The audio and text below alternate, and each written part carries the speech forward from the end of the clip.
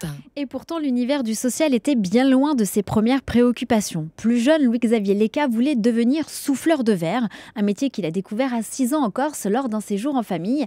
Et aujourd'hui, si ce grand blond de 29 ans se fait un nom dans l'entrepreneuriat social, c'est parce qu'il a commencé à faire du bénévolat lors de sa licence d'économie internationale à Santiago du Chili.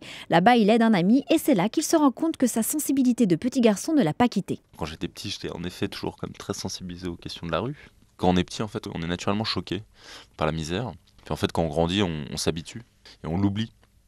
Et donc en fait, j'avais tellement oublié cette misère en bas de chez moi que je suis allé presque la chercher à l'autre bout du monde.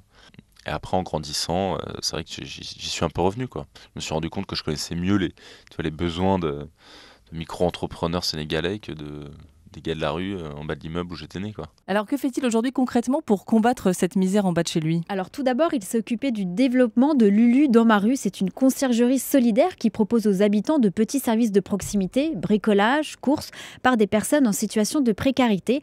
Et quelques années plus tard, donc en 2015, il a lancé le Carillon. C'est un réseau d'échange entre riverains et sans-abri pour assouvir sa frustration.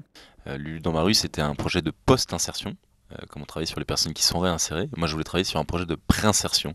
C'est-à-dire comment redonner un peu les clés, les billes pour que des personnes sans domicile acceptent de rentrer dans un parcours d'insertion.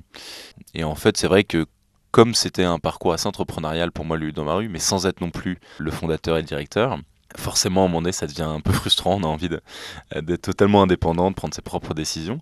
Donc, c'était assez naturel, en fait, hein. Et le Carillon compte aujourd'hui dans son réseau plus de 700 commerçants dans toute la France, Paris, Nantes, Lyon, Marseille ou encore Lille. Et tous s'engagent à offrir des services pour des sans-abri.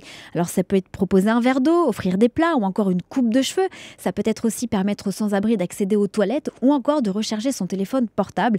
Dernier bastion pour être en contact avec notamment les services sociaux. Et tous ces services sont visibles sur les autocollants collés sur les vitrines des commerces.